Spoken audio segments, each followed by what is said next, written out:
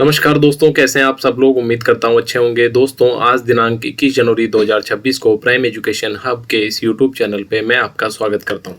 दोस्तों, हम सीधे कर लेते हैं आज की इम्पोर्टेंट न्यूज को डिस्कस। दोस्तों, जो पहली न्यूज है वो है हमारे एक प्रेरणा अभियान के बारे में। ये है प्रेरणा अभियान 2.0, यानी कि एक प्रेरणा अभियान पहले भी हो चुका है। ठीक है, तो ये क्या है दोस्तों, इसके बारे में बात कर लेते हैं। देखो, हमारे यहाँ क्या है, आपको पता है कि MMR मतलब मातृ मृत्यु दर और CMR चाइल्ड मृत्यु दर, ये दोनों ही काफ़ी ज़्यादा है दोस्तों। और इसकी वजह से हमारे जो ह्यूमन कैपिटल है वो भी काफ़ी कम है, और हमारी जो रैंकिंग आती है इन सब में वो भी वैश्विक रूप से काफ़ी कम आती है। तो सरकारें क्या है कि लगातार प्रयास कर रही है इस तरह से कि हमारी जो ये रैंकिंग है ये सुधरे और हमारे जो बच्चे और जो माताएं हैं वो स्वस्थ रहें। तो उसी के परिदृश्य में ये एक अभियान है जो जारी किया गया, यानी लॉन्च किया गया। तो इसके बारे में पढ़ लेते हैं। ये क्या है दोस्तों, pregnancy registration early childhood education and nutrition awareness, यानी इस पूरा प्रेरणा का जो फुल फॉर्म है ये वो है। ये बहुत इंपॉर्टेंट नहीं है, इसको आप ना याद करें, चल जाएगा काम।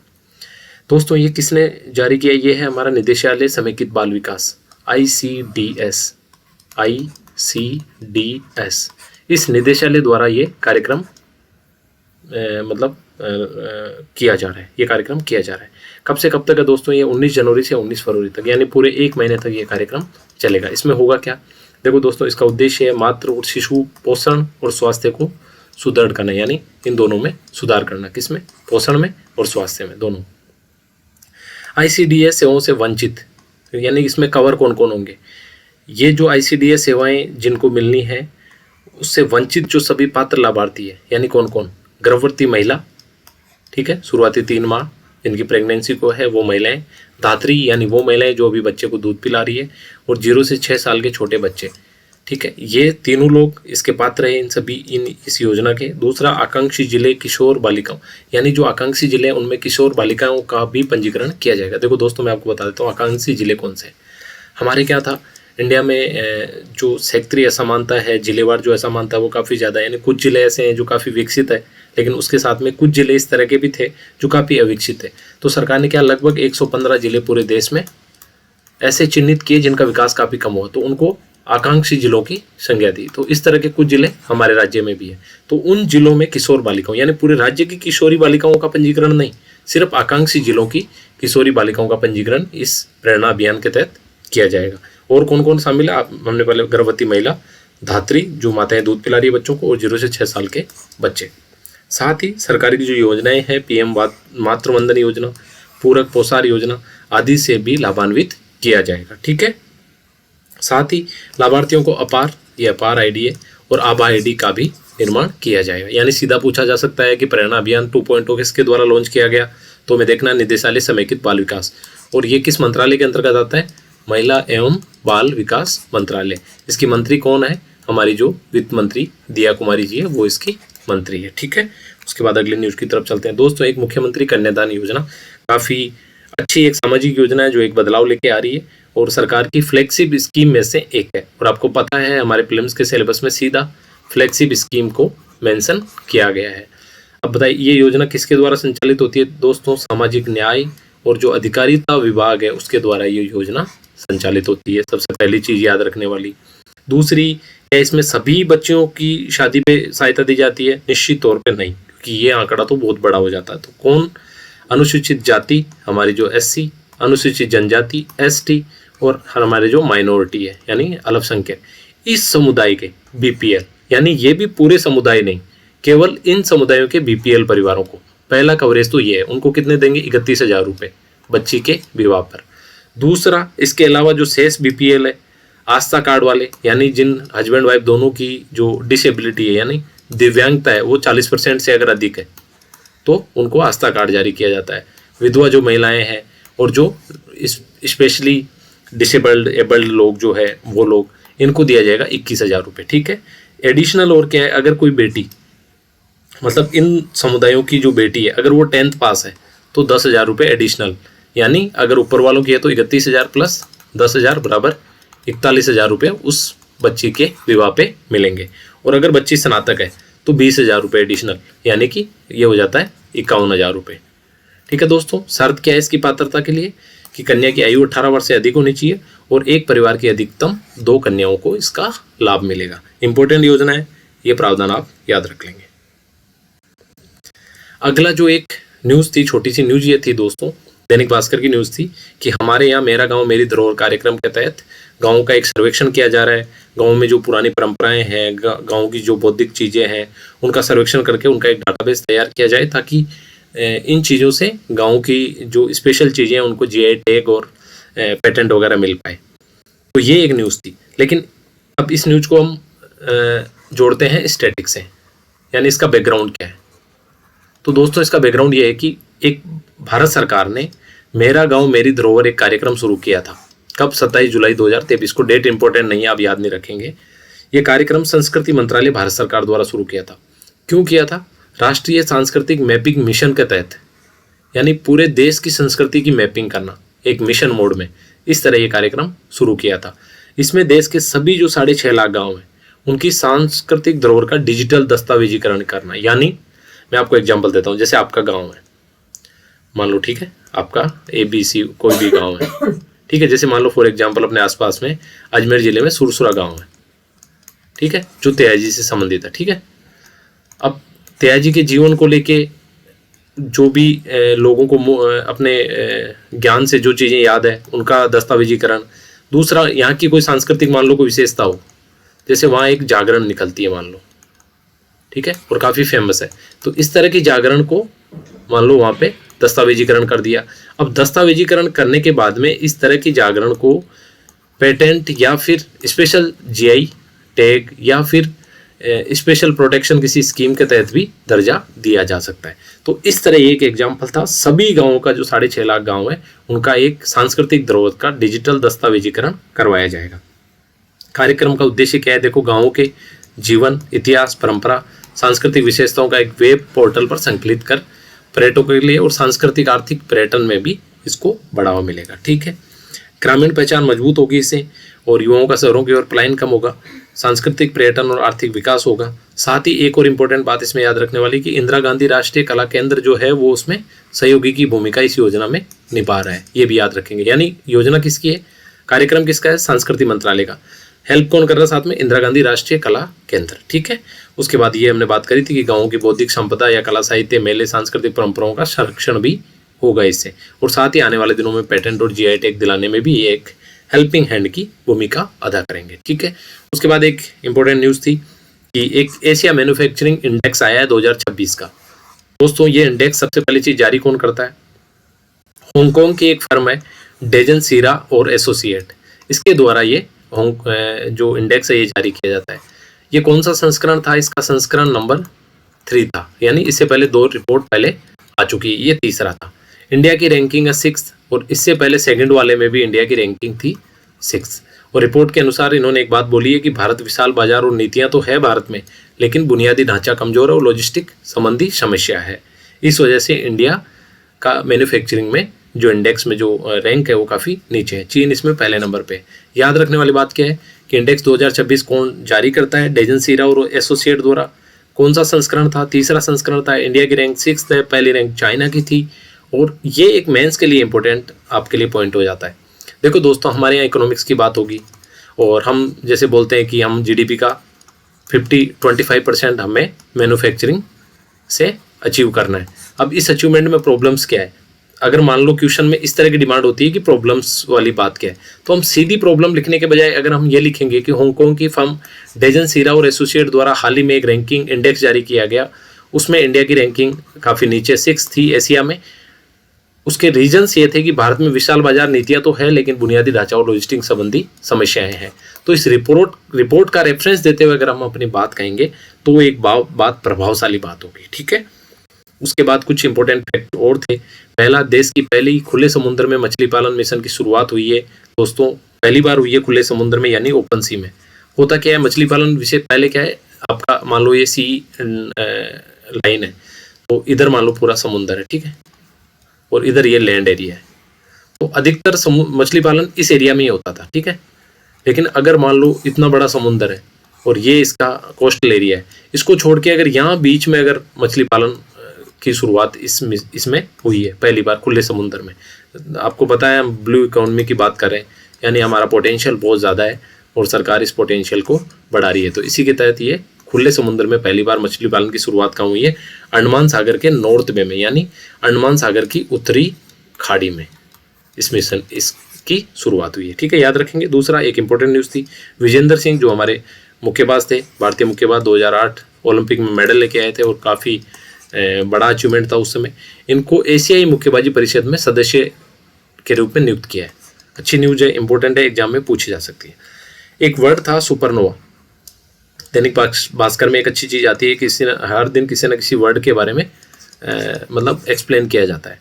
तो ये हमारी क्या है कि हमारी वोकेबलरी को भी इम्प्रूव करता है और सीधा भी कई बार सवाल पूछा जा सकता है। ठीक है, तो ये हमारी साइंस का सवाल है। सुपरनोवा क्या है? देखो होता क्या है, अंतरिक्ष में कई बार तारे होते हैं, बहुत सारी दुनिया भर की गैलेक्सी में करोड़ों तारे हैं। कई बार कोई तारा क्या होता है कि अपने आखिरी दौर में जब पहुंचता है, मान लो उसकी विकास की अवस्था है और अपनी विकास की अवस्था के आखिरी दौर में पहुंच जाता है, तो उसके जो अंदर है वो असंतुलन बढ़ जाता है। असंतुलन बढ़ने की वजह से उसमें विस्फोट होता है और विस्फोट की वजह से क्या होती है कि रोशनी और ऊर्जा निकलती है। तो इसी जो ये शक्तिशाली जो विस्फोट होता है, इसी को बोलते हैं सुपरनोवा, यानी अंतरिक्ष में होने वाला शक्तिशाली विस्फोट है। जब कोई तारा अपने आखिरी दौर में पहुंचता है तो उसके भीतर का संतुलन बिगड़ जाता है और वो जोरदार धमाके के साथ फट जाता है और इसमें बड़ी मात्रा में रोशनी और ऊर्जा निकलती है। यही होता है। ठीक है, उसके बाद कुछ इंपॉर्टेंट आर्टिकल हम डिस्कस कर लेते हैं। जैसा कि आपको पता है दोस्तों, काफ़ी लंबे टाइम से बात हो रही थी कि यूएसए ने जब से वेनेजुएला में ये किया है, उसके बाद में उसका अगला टारगेट जो है वो ग्रीनलैंड है। ठीक है दोस्तों, तो इसमें सीधी बात यही थी कि अब तक जो भी आर्टिकल आ रहे थे उनमें एक ही बात हो रही थी कि जो पर्सपेक्टिव था ये यूएसए के खिलाफ पर्सपेक्टिव था कि भाई यूएसए गलत कर रहा है ये, क्योंकि वो एक स्वायत्त प्रदेश है और डेनमार्क के पास उसके जो भी थोड़ी बहुत राइट्स है और थोड़ा बहुत जो इंटरफेरेंस है वो डेनमार्क की सरकार के पास है, तो उसी के अंतर्गत वो आता है। लेकिन यूएसए का उस तरह से नहीं है। लेकिन आर्टिकल में यहाँ कुछ इंपॉर्टेंट बातें राइटर बता रहे हैं। राइटर पहली चीज़ ये बोल रहे हैं कि वहाँ 57,000 लोग रहते हैं, अधिकांश हिस्सा जो है वो बर्फ में ढका रहता है। और अभी तक हम बातें एक ही कर रहे थे कि यूएसए क्यों कर रहा है। यूएसए रेयर अर्थ्स, हमने बात करी थी रेयर मिनरल्स की, खनिज और भविष्य की व्यावसायिक संभावनाएं, और दूसरा क्या है कि वहाँ पे जो बर्फ़ पिघल रही है उसकी वजह से नए जो मार्ग है वो व्यापार के लिए और सारी चीज़ों के लिए खुल सकते हैं। हमने इतना ही मतलब इतने ही मुद्दों के बारे में बात करी है अब तक। राइटर आर्टिकल में यही करें, और बेसिकली इसके और दूसरे पहलू भी है, और इसका सबसे इंपॉर्टेंट पहलू जो राइटर बता रहे हैं वो है इसकी लोकेशन। देखो दोस्तों, इसकी जो लोकेशन है, आप इस तरफ मान लो फॉर एग्जांपल ये यूएसए है, ठीक है, यहाँ लगभग ग्रीनलैंड का ये हिस्सा है, और इसका ये जो पोर्शन है इसके पास वाला, ये आपका यूरोप हो गया, ठीक है, पश्चिमी यूरोप, और उसके बाद ये आपकी रूस की बॉर्डर, इधर रूस हो गया, यानी ये जो पोर्शन है इसको यूरेशिया बोला जाता है। तो ये यूएसए और यूरेशिया के बीच एक महत्वपूर्ण लोकेशन पे स्थित है, और इसकी लोकेशन ही सबसे इंपॉर्टेंट चीज़ है। आर्टिकल में इस बात पे फोकस कर रहे हैं। दूसरा कि जलवायु परिवर्तन हो रहा है, और जलवायु परिवर्तन होने से यहाँ की बर्फ़ पिघल रही है, और इसकी वजह से ये एक एक्टिव एरिया में तब्दील होता जा रहा है, ठीक है, क्योंकि नए समुद्री मार्ग खोल रही है।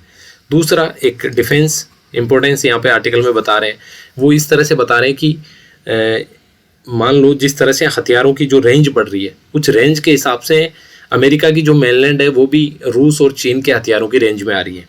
तो इसकी वजह से एक बफर जोन के रूप में ग्रीनलैंड को हथियाना चाहता है यहाँ पे। ये राइटर का मुख्य मुद्दा है, बाकी आप इसको पढ़ लेंगे।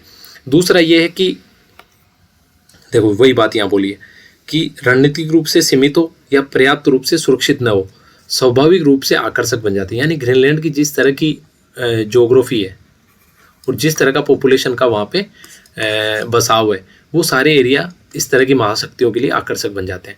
और ये केवल सैनिक तैनाती के लिए नहीं है, ठीक है, रणनीतिक रूप से कमज़ोर छोड़ देना अमेरिका के लिए जोखिम बढ़ाने वाला है, ठीक है, और ग्रीनलैंड अमेरिका की दूरी घटाता है, यही उसकी चिंता का कारण है। ये मुख्य मुद्दा है यहाँ पे। और आगे आर्टिकल की अगली स्लाइड में इंडिया के एग्जाम्पल से इसको राइटर समझाना चाह रहे हैं। राइटर ने ये बोला है कि भाई हमारा ऊपर का जो हिस्सा है सियाचिन ग्लेशियर जिसको हम बोलते हैं, ठीक है, यहाँ पे इंडियन आर्मी काफ़ी दशकों से सैनिकों की तैनाती करती है। अब यहाँ राइटर ये कहना चाह रहे हैं कि भाई यहाँ पे कोई इकोनॉमिकल कोई भी उस तरह से कोई फ़ायदा नहीं है इंडियन गवर्नमेंट को, और इवन दुनिया भर का खर्चा होता है और कई सारे सैनिकों की जान भी जोखिम में डालनी पड़ती है और कई बार कैजुअल्टीज भी होती है। लेकिन फिर भी ऐसा क्यों है कि इंडिया सियाचिन को छोड़ना नहीं चाहते, क्योंकि उनका ये कहना है कि आर्थिक मूल्य तो कुछ भी नहीं है इसका, और भारी लॉजिस्टिक लागत भी है। यानी वहाँ तक सैनिकों के लिए सोच के देखो, -50 डिग्री टेम्परेचर में रसद पहुँचाना, हथियार पहुँचाना, बाकी सारी चीज़ें तो बहुत मुश्किल है। लेकिन फिर भी उसको खाली करने का अर्थ ये होगा कि पाकिस्तान को ऐसे भूभाग पर कब्जा करने देना, भले ही आज उसकी सीमित उपयोगिता है, लेकिन भविष्य में उपयोग लाया जा सकता है। और इसी एग्जाम्पल से वो अमेरिका और ग्रीनलैंड की सिचुएशन को कंपेयर कर रहे हैं। और दूसरा, अगर ऐसा इलाका अगर एक बार आपके हाथ से निकल गया तो दोबारा उसे हासिल करना काफ़ी महंगा होता है। और ये सारी चीज़ें जो की जाती है वो तात्कालिक यानी तुरंत के लाभ के बजाय दीर्घकालिक दूरदृष्टि से की गई है। और इसी के हिसाब से ये जो थॉट है अमेरिका के दिमाग में ये उपजा है। और कुछ और एग्जांपल दे रहे हैं कि रूस ने आर्कटिक के बड़े सेक्टर को दोबारा सैन्यकरण कर दिया है। यानी रूस की लोकेशन आपको पता है उत्तरी ध्रुव के पास में है बिल्कुल, तो ऊपर जो उत्तरी ध्रुव का जो हिस्सा है नॉर्थ में, वहाँ सैन्य तैनाती एक समय रूस ने बंद कर दी थी, लेकिन दोबारा उसको एक्टिव कर दिया है, यानी पुराने ठिकानों को सक्रिय कर दिया है। उसी प्रकार चीन ने भी स्वयं को नियर आर्कटिक राष्ट्र घोषित करते कई सारे शोध के अंदर और निवेश और कूटनीति के जरिए ऐसे सेक्टरों की स्थापना करी है। तो फिर अमेरिका क्यों नहीं? क्योंकि राइटर लास्ट में एक बात बोलते हैं कि भूगोल नहीं बदला लेकिन उसके मायने बदल गए, यानी समय के साथ उसके मायने बदल गए। और मजबूत राष्ट्र अपनी कमजोरियां उजागर होने से पहले कार्रवाई करता है। तो इस तरह से अमेरिका का जो स्टैंड है उसको सपोर्ट करता हुआ ये आर्टिकल है। तो हमने पहले भी बात करी थी कि किसी भी क्वेश्चन का अगर एनालिसिस हमें करना है तो उसके दोनों पर्सपेक्टिव हमें पता होना चाहिए। ठीक है दोस्तों, उसके बाद एआई के खतरों को लेके कुछ बातें इस आर्टिकल में है, जल्दी से पढ़ लेते हैं। वीडियो भी थोड़ा लंबा हो रहा है। 8 वर्ष पहले पुतिन ने यह कहा था कि भाई जो एआई में महारत हासिल करेगा ना वही दुनिया पे राज करेगा। और उसके बाद से एआई में बहुत भयंकर निवेश हुआ है, विस्फोटक रूप से जो निवेश है वो बढ़ा है। और एक हाल ही में एक रिपोर्ट है, उसमें अकेले 2025 में ही माइक्रोसॉफ्ट, गूगल, अमेजोन ने मेटा एआई पर 320 अरब डॉलर से अधिक खर्च कर दिए। यानी ये डाटा आप यूज कर सकते हैं किसी अपने क्वेश्चन के आंसर में या किसी निबंध में कि किस तरह दुनिया एआई की तरफ इतनी तेजी से निवेश बढ़ा रही है और आगे बढ़ रही है।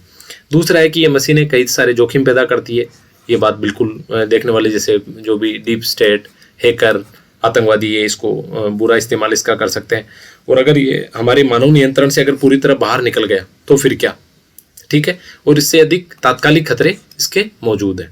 मतलब ये तो बहुत आगे की बात है, लेकिन अभी वर्तमान के भी बहुत सारे खतरे मौजूद है। दूसरा कि एआई का जो एल्गोरिदम है ये हमारी स्वतंत्रता के लिए चुनौती बनता जा रहा है। ये हमारी वाक एवं अभिव्यक्ति की जो स्वतंत्रता है उसके लिए भी चुनौती बनता जा रहा है। आगे कुछ एग्जाम्पल राइटर ने दिए, उसके बारे में बात करेंगे तो ये बात और अच्छे से समझ आ जाएगी आपको।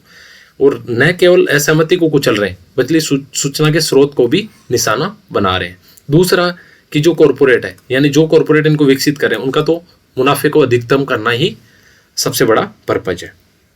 दूसरा ये बोल रहे हैं कि सोशल मीडिया के जो गंभीर सामाजिक, आर्थिक ये सब जो परिणाम आज हमारे सामने है, इसी तरह एआई भी उदार लोकतंत्र के सामने एक प्रश्न बन जाएगा आने वाले समय में। ठीक है, और क्योंकि ये तकनीक अगर इसी तरह निजी सेक्टर के हाथ में बनी रही तो जनता को कौन बचाएगा और सरकारें भी कैसे बचेगी? तो इस तरह की बात करें कि इस तरह जो एआई पे नियंत्रण है वो सरकारों को करना चाहिए। बेसिकली इस टाइप का थॉट ये आर्टिकल में राइटर दे रहे हैं। जैसे कि एक और हालिया एक अध्ययन हुआ है जिसमें लगभग 77,000 लोगों ने राजनीतिक मुद्दों पर एआई मॉडल के साथ संवाद किया। ठीक है, अब आप इसमें मैं एग्जांपल देता हूँ। देखो इसमें क्या हुआ, 77,000 लोगों ने क्या किया। मान लो ये पीपल है ना, POPLE, पीपल लिख दिया हमने यहाँ। ठीक है, और ये एआई चैटबॉट है। ठीक है, अब इधर कुछ लोग हैं, मान लो इतने ही, मान लो 77,000। ठीक है, अब इन लोगों का इस एआई चैटबॉट से कम्युनिकेशन करवाया गया और कम्युनिकेशन इनका नहीं करवाया गया इधर 77,000 का। तो इन पे जो इम्पैक्ट है वो 51% ज़्यादा प्रभावी था बजाय इनके। यानी किसी पॉलिटिकल पार्टी का नैरेटिव सेट करने में, किसी पॉलिटिकल पार्टी की तरफ झुकाव पैदा करने में, मतलब ये 51% तक ज़्यादा वो झुकाव जो वो राजनीतिक मुद्दों पे जिस तरह का परसेप्शन बनाना चाहते थे वो बनाने में कामयाब रहे। तो सोच के देखिए कि ये एआई एल्गोरिदम हमारी पॉलिटिकल ओपिनियन को, हमारी चॉइसेस को, हमारी रोज़मर्रा की जो ज़रूरतें हैं उसके बारे में सोचने के नज़रिया को, हर चीज़ को इम्पैक्ट कर रहा है। इस तरह से आर्टिकल में राइटर यहाँ बताना चाह रहे हैं। दूसरा, एक और अध्ययन कनाडा और पोलैंड में हुआ है जहाँ 10 में से हर एक मतदाता ने शोधकर्ता को बताया कि जब AI चैटबॉट से बातचीत से किसी विशेष उम्मीदवार को वोट नहीं देना था उनको, लेकिन 10 में से एक आदमी ने ये बोला कि बात करने के बाद में मैंने उसको वोट दिया। ठीक है। दूसरा, यहाँ आर्टिकल एक पर्सनल की ऑनलाइन सेवाओं के यूजर्स को ये लग सकता है कि उन्हें वही दिखा जा रहा है जो वो चाहते हैं, लेकिन वास्तविकता में ऐसा नहीं है। AI एल्गोरिथम इतना ज़्यादा एडवांस है कि वो आपकी अटेंशन को ग्रैब कर रहा है और उसको पता है इनकी अटेंशन ही उस पर्टिकुलर कॉर्पोरेट के लिए मुनाफा है। ठीक है। और उनका एक और है कि वो जितना ऑनलाइन समय बिताएंगे टारगेटेड विज्ञापनों के संपर्क में उतने ही ज़्यादा आएंगे और वही कॉर्पोरेट्स का अपना मुनाफा है, ये सारी चीज़। ठीक है। ये हमारा आज का आखिरी आर्टिकल है। देखो दोस्तों, अभी हाल ही में क्या हुआ, 2 घटनाएं हुई है, उनके बारे में ये आर्टिकल हम साथ के साथ उनको डिस्कस करते जाएंगे। संघीय ढांचा यानी हमारे, देखो जो हमारी 7वीं अनुसूची है संविधान की, इस अनुसूची के हिसाब से हमारे संघ और राज्य के बीच शक्तियों का और विषयों का स्पष्ट विभाजन है। यानी कौन से कार्य संघ के अंदर में आएंगे वो संघ सूची के विषय है, और कौन से राज्य के अंतर्गत आएंगे वो राज्य सूची के, और दोनों की जो कॉमन है वो समवर्ती सूची के। ठीक है दोस्तों। बट हाल ही में क्या हुआ है, तो इसी हिसाब से जैसे कि बताया 7वीं अनुसूची के हिसाब से स्पष्ट विभाजन है, और जो हमारा संघीय ढांचा है वो सहकारी और प्रतिस्पर्धी है। सहकारी और प्रतिस्पर्धी से क्या मतलब है, यानी एक मायने में सहयोगी और एक कुछ मायनों में आपस में कंपटीशन भी, यानी जैसे हम प्रतिस्पर्धी संघवाद की बात करते हैं, राज्यों के बीच में स्वस्थ प्रतिस्पर्धा। ठीक है। तो ये क्या उदाहरण हो गया, प्रतिस्पर्धी। यानी जैसे 2 राज्य अगर इस चीज को लेकर प्रतिस्पर्धा करे कि सबसे ज्यादा निवेश मेरे राज्य में आना चाहिए, तो फिर वो क्या हो गया, प्रतिस्पर्धी संघवाद। और ये दोनों ही रूपों में कार्य करता है। जैसे राज्य में कानून व्यवस्था के जो मामले हैं वो राज्य सूची का विषय है और राज्य के अंतर्गत आते हैं, लेकिन मनी लॉन्ड्रिंग जैसे आर्थिक अपराध समवर्ती सूची में आते हैं, और जिसके तहत ED वगैरह काम करती है, जहाँ केंद्रीय एजेंसियां स्वतंत्र जांच करती है और केंद्र सरकार के अंतर्गत आता है। यानी ये विषयों के बंटवारे के हिसाब से ही ये सारे अलग अलग इनके कार्य क्षेत्र हैं। लेकिन हाल ही में बंगाल और झारखंड में कुछ घटनाएं हुई है। देखो मैं दोनों घटनाएं बताता हूँ। बंगाल में क्या हुआ कि ED जो हमारी प्रवर्तन निदेशालय जो संस्था है, इस संस्था ने वहाँ कोलकाता में एक फर्म थी आईपैक। ये आईपैक क्या करती थी, ये पॉलिटिकल पार्टियों के लिए इलेक्शन मैनेजमेंट करती थी। ठीक है। उस संस्था पे कुछ कोयला घोटाले और कुछ पुराने मनी लॉन्ड्रिंग मामले को लेके वहाँ पे इन्होंने छापा डाला। छापा डालने के बाद वहाँ उस जगह पे बंगाल की CM ममता बनर्जी जाती है और कुछ डॉक्यूमेंट वगैरह वहाँ से ले आती है, और उसके बाद स्टेट की लोकल पुलिस केस कर देती है ED के ऊपर। यानी एक मुकदमा दर्ज हो जाता है ED के ऊपर बंगाल की पुलिस के द्वारा। इस मामले को सुप्रीम कोर्ट में लेके जाती है बंगाल की ED अपनी सुप्रीम कोर्ट में लेके जाती है। जब सुप्रीम कोर्ट में लेके जाती है तो सुप्रीम कोर्ट ने इसको बहुत ही गंभीर समस्या बताया और पुलिस की उस कार्रवाई पे रोक लगा दी, और सारी की सारी CCTV मॉनिटरिंग और सब कुछ अपने पास मंगाई और नोटिस भी दिया बंगाल की CM को।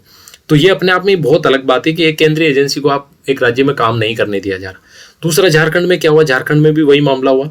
झारखंड में बेसिकली एक किसी की शिकायत पे वहाँ की लोकल पुलिस ने वहाँ के ED कार्यालय पे छापा मारा। ED कार्यालय पे छापा मारने के बाद ED जो है झारखंड हाईकोर्ट में गई और हाईकोर्ट ने भी तल्ख टिप्पणी करी और वहाँ के DGP और पुलिस को जिम्मेदार ठहराया और उस कार्रवाई पर भी पुलिस की पे रोक लगाई। तो ये दोनों ही मामले बहुत ही गंभीर स्थिति को दिखाते हैं, जहाँ हमारा ये जो प्रतिस्पर्धी और सहकारी संघवाद है ये प्रतिरोधी संघवाद की तरफ बदल रहा है। इस टाइप का आर्टिकल में ये बात की जा रही है। और आप समझिए कि जैसे सीधा ही इस तरह ही सवाल पूछा जा सकता है कि हमारा जो सहकारी संघवाद है या प्रतिस्पर्धी संघवाद है ये कैसे प्रतिरोधी संघवाद में बदल रहा है। तो इस तरह के सवाल के आंसर में आपको इस तरह के जो एग्जाम्पल है, रिसेंट एग्जाम्पल्स है, वो आपको कोट करने पड़ेंगे। तो यहाँ आर्टिकल में इसी सारी बात के बाद यही करें कि 2026 के आरंभ में ये चरम पे पहुंच गया है और इसको मजबूत बनाने के लिए अनुच्छेद 246 के तहत शक्तियों का विभाजन करता है राज्य और केंद्र के बीच में। उसी हिसाब से 2002 का जो मनी लॉन्ड्रिंग एक्ट है वो ED को विशेष शक्ति देता है कि उस तरह वो मतलब कार्य कर सकता है। तो इसी हिसाब से कि संघीय जो ढांचा है भारत की एकता की कुंजी है और इसको हमें प्रिजर्व करना चाहिए, इस तरह की बात इसमें राइटर कर रहे हैं। तो ये थी हमारी आज की डिस्कशन। धन्यवाद दोस्तों, जय हिंद।